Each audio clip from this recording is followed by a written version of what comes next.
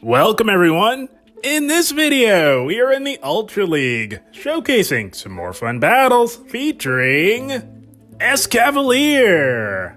Escavalier has a lot of very solid play in the Open Ultra League, as there are a lot of dark types like Obstagoon, Umbreon, Scrafty. Escavalier really handles them all. It even has very, very good play against the very strong, very bulky Steel types, like Registeel, of course, and Galarian Stunfisk. So Escavalier will be serving as the closer on this team, along with Cresselia.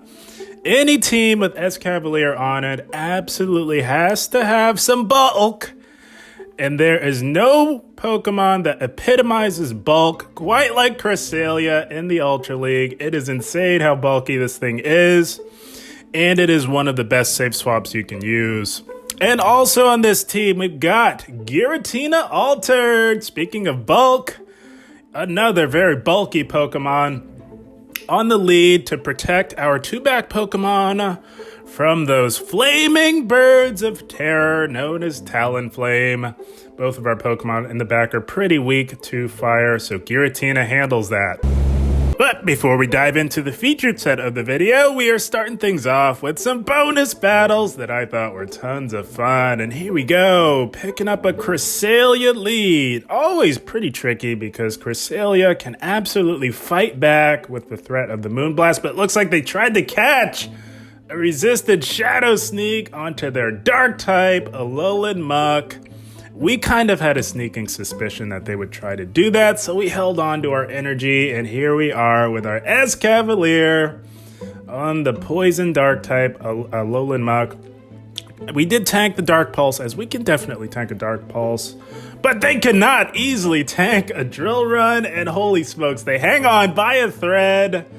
Oh man, I really wish that KO'd because we have to go down a shield to maintain our alignment, but that is okay. They come back in with the Cresselia, and they do have a potential Moonblast, but the beauty of Escavalier is with that Steel typing, you can tank, resist the damage pretty well, and we're gonna look to get off this big Mega Horn, and holy smokes, Escavalier, a wrecking ball in the Ultra League. You'd love to see it. And they catch yet again onto a Electivire in its shadow form. Pretty spicy pick for the Ultra League. But it is quite squishy. It hits like a truck. It is a glass cannon to the core. So we're going to throw Cresselia in here because this thing does have access to Ice Punch. And like I said, it hits like a truck. So we're going to throw Cresselia in here to soak all this damage. They are at back-to-back wild charges. But as you can see, Cresselia tanks it like a champ. That is insane because I'm telling you guys, Electivire hits pretty darn hard. So we're going to go for the Grass Knot, and they're going all in on this Electivire. I'm not sure. Yeah, I wasn't sure if they would be able to farm down in time, but they were. And that is okay. We still have a shield, and we are in cruise control here. We definitely tank an Ice Punch, and we had loaded energy for that low health Cresselia left in the back. We get to it, and we're saying bye-bye to the Cresselia. Giratina loading up on energy, closing it out in dominant fashion. That's going to be a good game. Well played. Escavalier was so fun to use in the Open Ultra League. It's a thing of beauty, and you want to keep it away from things like this, guys. We got a Talonflame on the lead. Pretty positive lead for us. They usually like to Brave Bird and retreat. That's usually the play that they try to make. So we're just going to play this out. We know that we tank a Brave Bird pretty comfortably. Just going to chip with a Dragon Claw first, and they're going to go for their move. Like I said, 9 times out of 10, it's that Brave Bird, and they do retreat, giving up switch advantage into a Registeel. And guys, like I said, Escavalier can be quite effective in this meta for reasons like this right here. We know that they're going to get to 2 of these moves, so we're going to have to shield one. We choose to shield there. and going to overload on energy before throwing. Drill run number 1. 1 does not KO, of course, as Registeel is about as bulky as it gets. And they do get to a second move here. We live 1 of any of their charge moves, so we let that go and going to look to farm down, actually. Fully expecting that Talonflame to come in. We are low on health. That's always the goal. Going to throw with optimal timing just to maximize our damage and energy generation. We will not make it to another move as 1 Incinerate KOs, and that is okay. We've got some loaded energy on our Giratina. 1 Dragon Claw would KO, so I would imagine they probably shield here. They've got some energy, and energy on Talonflame can be quite valuable, so that is fine. This could be another Brave Bird. We will let this go. This Talonflame is within a manageable health range for our Cresselia. But speaking of Cresselia, they've got a Cresselia of their own. So, kind of tricky here. We are even on shields, but we do have the energy advantage. So we do have that working out for us here. And the Cresselia Mirror matchup can be quite tedious, I must say. And they're running Future Sight. Holy smokes. Guys, I don't recommend running Future Sight. I know it comes in handy for the Talonflame matchup, but that's about it.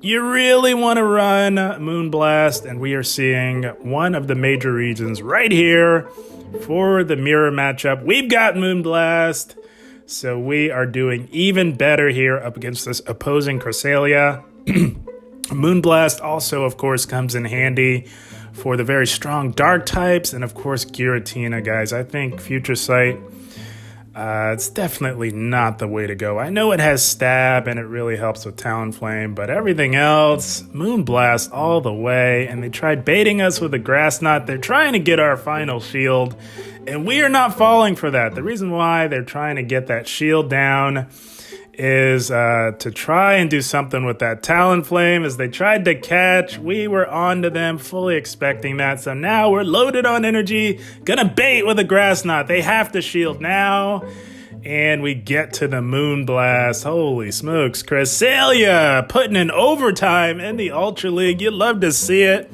Still doesn't quite KO, but 1 Psycho Cut does the trick. Holy smokes. Who would have thought Cresselia, of all things, could close the game strong with a shield to spare? That's going to be a good game. Well played. How about Cresselia coming in clutch in that previous battle as we met with a Shadow Machamp? Positive lead for us here. That is amazing. I do expect them to swap, and they swap into a Shadow Snorlax, and it is Escavalier time yet again. This is why the Giratina Escavalier core can be so effective, because they will often swap in either a dark type or a normal type, and Escavalier handles them beautifully. But we did end up tanking a fully powered superpower. We're getting quite low. It's getting a little sweaty because we are risking getting farmed down with the Shadow Licks. Gonna throw a Drill Run and get rid of this Snorlax. We are down a shield, but we've got loaded energy here for whatever decides to come back in. It's the Machamp, and we are throwing right away because Shadow Machamp is quite squishy, but it can put out a lot of damage as they take us out with counters. But holy smokes, Escavalier really put in the work there. And we are going to look to take out the Shadow Machamp, put it out of its misery as we say bye-bye to the Shadow Machamp. They no-shield that, and they've got a Pidgeot in the back. Wow, that was not expecting to see that. So, very interesting take on Fighter Double Normal in the Ultra League. I like it. This is kind of tricky. Because it's a tough matchup for Giratina as it is double resisting our fast move pressure. But guys, we've got 2 of the bulkiest Pokemon imaginable in the Ultra League in the form of Cresselia and Giratina. And this trainer has to be very careful on when to throw that Brave Bird with Pidgeot. We are fully expecting it at some point. We are basically daring them to debuff themselves with a Brave Bird, and they are not falling for it here, and that is okay. We're getting low. We're going to bank some energy. We saw that the switch timer was up, And we're going to throw bulky Pokemon number 2 in here. This Pidgeot, this poor Pidgeot's got to put in some overtime here. Faced up against 2 of the bulkiest Pokemon. Hats off to them for the valiant effort here. So we're just going to spam this thing with as many Dragon Claws as we can get to. It's getting quite low here. They are holding on to that shield for dear life. They know that we cannot farm down. So is this the Brave Bird? This could definitely be it. And it is. And it KOs us. Holy smokes. Getting a little sweaty. We are low. They are low. Because they double debuff their defense, we're going for the Grass Knot here. It's resisted, but it's more than enough to take it out. And we get the Grass Knot number 2. Holy smokes, how about Pidgeot? My goodness, hats off to them. But they were just faced up against 2 titans of the Ultra League when it comes to bulk. And we took that one in the end. Good game, well played. Had a blast with those bonus battles as we move into the featured set of the video. We are met with the Nightmare lead in the form of Walrein going into our Cresselia safe swap, and they are staying in here. Very interesting. So we will gladly take that, as we do have the Legacy Grass Knot for these very strong water types, and they tank the first one knowing that they can. And we are going to tank whatever they want to throw, knowing that we can. And it is the big Earthquake, and they're still staying in. I was fully expecting them to just chip and dip here. Walrein leads usually come paired with some coverage for Cresselia, but they're staying in here, fighting the good fight. Going to go for Grass Knot number 2, and they tank the second one. Not sure what they're doing here, letting their Walrein get super low here. Gonna go for another Grass Knot. We'll take this, guys, knowing that we have a Giratina. Makes me wonder what they have in the back, and they shield the low health Walrein. What the heck is going on here? Makes me really wonder what they have in the back, and we shield up the big Earthquake successfully. One obstacle out of the way, and they've got a Swampert in the back. Now we see why they were fighting us so hard. Gonna go for the Grass Knot. It is a Shadow, and that would absolutely KO. At this point, I'm wondering, is this one of those ridiculous triple water teams? Because they came in with a Swampert. You would never want to come in on a Cresselia with Swampert. And as you can see, we paused for a second so they couldn't catch this. And it is triple water. Holy smokes. They're running triple water, and Cresselia is absolutely going on a rampage here. Gonna go for another Grass Knot. Does loads of damage to the Tapu Fini. And we're going to come in with our Giratina to soak this damage, because they did go for the full farm down there. And then once we soak this, we're coming in with Escavalier, as we do win CMP tie against Tapu Fini. And it is just about lights out for them. Holy smokes, triple water. Are you kidding me? It's all fun and games until you run up against a Pokemon with grass type coverage. That's going to be a good game. Well played. Apparently, Legacy Cresselia is an absolute nightmare for triple water. You'd love to see it. And here we go. Positive lead. Machamp on the lead. They make a play into a Jellicent. So we're staying right here, guys. We know that Cresselia can absolutely handle Machamp, no problem. So we're going to take out this Jellicent, because we don't want it anywhere near our Escavalier. That is a nightmare matchup. Going to shield out the big Shadow Ball. They usually go for that first. And I had a sneaking suspicion that they would try to take our heads off with a Shadow Ball. Not letting that happen. Going to go for another Shadow Sneak, and they let that go. That is insane. They just let the Jellicent go. They take the shield advantage, because they have an Articuno in the back for Giratina. So the play here is to stay in. Yes, our switch timer is up, but we want to have our Cresselia aligned onto that Machamp. And we know that if we swap out into Escavalier, we will lose alignment. So the play here is to stay in here up against this Articuno, chip away as much as you can, and they do farm down. So now we can align our Steel type Escavalier onto this Ice type Articuno. They aggro swap into the Machamp, and it is Cresselia time yet again. as they quickly concede the match. We had the alignment. That's going to be yet another good game. Well played. I'm telling you guys, the Giratina Escavalier core is quite effective for reasons like this. We got a defense form Deoxys lead. They make an aggressive play in the wall rain, and it is Escavalier time again. You love to see it. Gonna look to CMP tie them to the potential earthquake here. Megahorn does not quite KO, but it does loads of damage to the large cuddly walrus, and we will tank whatever they throw. We definitely tank a non-stab EQ from Walrein, and they tried baiting us with an Icicle Spear. Not falling for that, so they're forced to go double Icicle Spear as they would not make it to another EQ. We counter down, and they come back in with the defense form Deoxys. This is why we run Megahorn in the Open Ultra League for these bulky psychic types. Escavalier has some amazing coverage, and we draw a shield from the DD. That is amazing. We now have a shield advantage. It's Giratina time again, and they've got a Charm, Alolan Ninetales.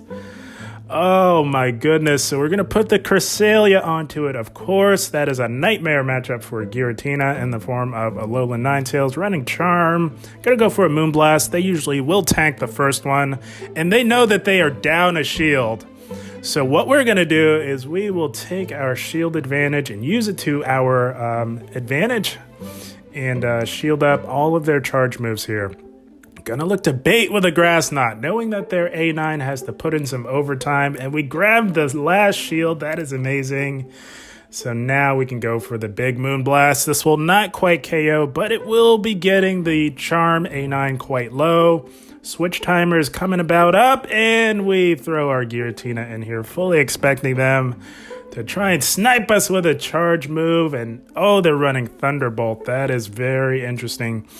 Guys, Thunderbolt, highly recommended in the Great League, but if you're going to run DD in the Open Ultra League, Rock Slide all the way, and they realized that they could do nothing to our Giratina. It was lights out for them, unfortunately. That's going to be a good game. Well played. Poor DD had nowhere to go with our team, but we move on into a Shadow Dragonite. Very interesting lead here. They are doing loads of super effective damage with those Shadow Dragon Breaths with Stab. We, of course, are taking super effective damage for that. We go for a Dragon Claw to grab a shield advantage, and we swap out to see what they have in the back, and they've got a Shadow Scizor in the back. So, very unique and interesting team for the Ultra League. Cresselia doesn't do very well, of course, up against Scizor, but we're going to do our best. We know that this thing is about as squishy as a Pokemon gets, but it does comfortably tank a Moonblast from Cresselia, and we are not going to give up any shields here. This is not a flippable mid-game matchup, so whenever you know that you can't flip it, you just try to do as much damage as you can and play on from there. And they're going to look to farm us all the way down with the bullet punches with Stab. And that is okay. Wondering what I should come in with. This team is kind of throwing me off guard a little bit. We decide to tank the Night Slash and put the hope and faith into Escavalier, knowing that they have a Dragonite. Not sure what else they could have in the back, but we are resisting these Dragon Breaths. And right here, if we're going to put the hope and faith in the Escav, we should definitely shield, so we do. Although resisted, that would have done a lot. And they've got an Escavalier of their own in the back. Wow, what a fun team. Very interesting take on the classic Dragon Double Steel line. I've never seen it with the double bug steals in the back. Very fun and interesting team, but we are in a tough position here, my friends. We're forced to shield up this drill run, and we throw our own drill run because we are not known for our bulk, and we don't want to take any more damage here from this Escav, but we have no shields. They will outpace to a Dragon Claw. This is absolutely going to be more than enough to KO, and it is just about lights out for us. We top left. That is an unfortunate team comp for us. That's going to be a good game. Well played. Yeah, I will say electric types have a rough time in the Open Ultra League. And speaking of electric types, we've got a Galvantula lead. That's what I mean, guys. The electric types really struggle, but they safe swap into a Trevenant, which kind of core breaks Giratina and Cresselia quite effectively. So Giratina is actually our best answer to this thing. So we're staying right here, and we did shield up the first Shadow Ball right here, and we're going to look to go for a Shadow Sneak. Trevenant's not known for its bulk, and a Shadow Sneak, even from Giratina, does quite a bit of damage. That would have KO'd from this health range. And we're going all in on our own Giratina. We got to get rid of this thing. It is bad news for our entire team. So we're going to overfarm by just a little bit here before going for the Dragon Claw, which allows us to say bye-bye to the Trevenant. And they've got a Wall Rain, so going to aggressive swap into our Cresselia to draw back out that Galvantula. Seeing that they have a Wall Rain on their team is good news for our Escavalier, which is why we did not mind coming in with Cresselia to draw back out the Bug-type Galvantula, which can do super effective damage to us, but we are about as bulky as it gets, so we don't mind. We just really wanted to draw it back out because our Giratina is still relatively healthy and has some loaded energy. They go for lunge number 2. It doesn't KO, as Cresselia is an absolute tank, and we're going to look to get off this Moonblast, and we've been twice debuffed, so it does not KO, but that is okay.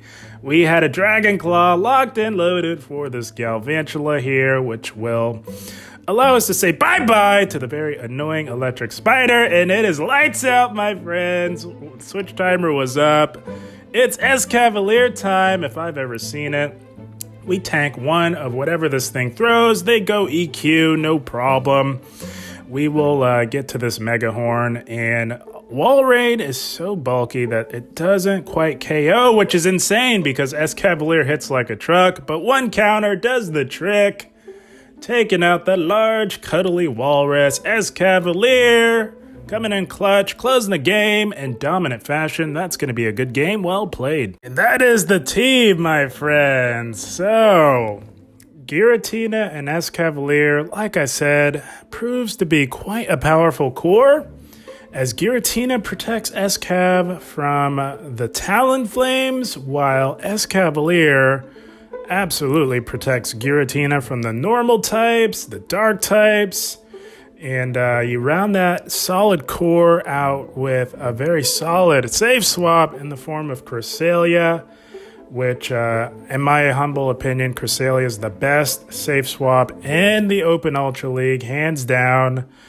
And it also provides some very nice bulk to this team as well. Can also protect Giratina from the dark types to an extent. So a very powerful team. Guys, I had a blast. I hope you all enjoyed. As always, I thank you for watching, and keep up the grind. Thank you, guys.